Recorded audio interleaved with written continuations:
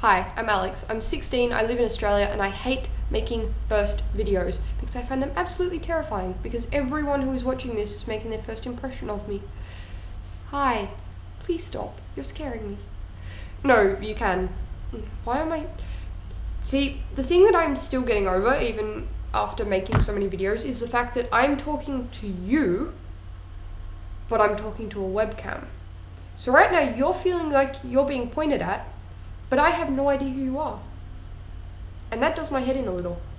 So, to get on with this, facts about me. This is my second ever time filming on a spinny chair. I quite like spinny chairs.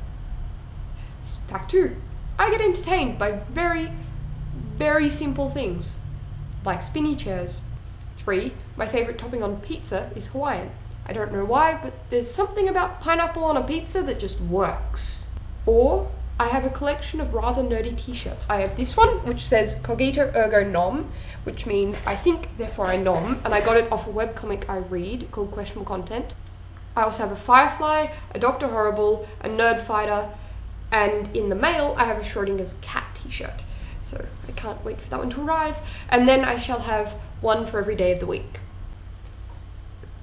5. I recently got into Mensa. Well, not really recently, but kind of halfway through this year, I got into Mensa. And that was really, really fun because when I sat the entry test, I was the only person under the age of like 25 in the room. So everyone kept looking at me strangely, and for some reason I really like being the odd one out. 6. I am intensely competitive. 7. I cannot draw to save my life, but I intensely admire anyone who can. 8. Even though I live in Australia, until very recently I played baseball, which is a sport that half the people in Australia don't even realise you can play here. They didn't even know there was a league. And it was basically just because I played softball through school, there wasn't any softball teams near me, then I found out there was a baseball team, I started playing baseball, and it was really fun. 9. Most of the people at school, if they saw this video, would have trouble imagining this me as the me they know at school, which I find absolutely hilarious. And finally, 10. I'm really failing at the putting my hands in the screen. Anyway, just imagine there are 10 fingers up. I just finished reading this book, which pretty much marks me reading every single one of John Green's books that have been published so far, including Will Grayson, and Let It Snow.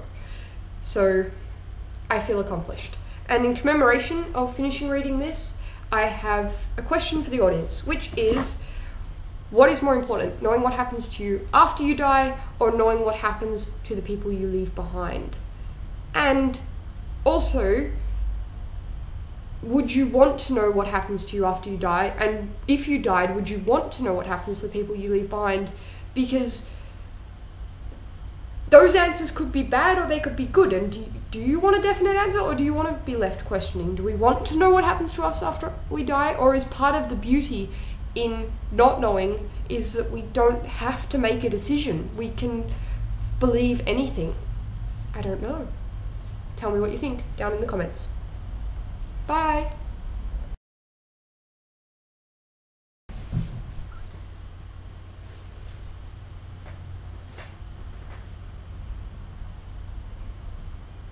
He's adorable. He wants to go away.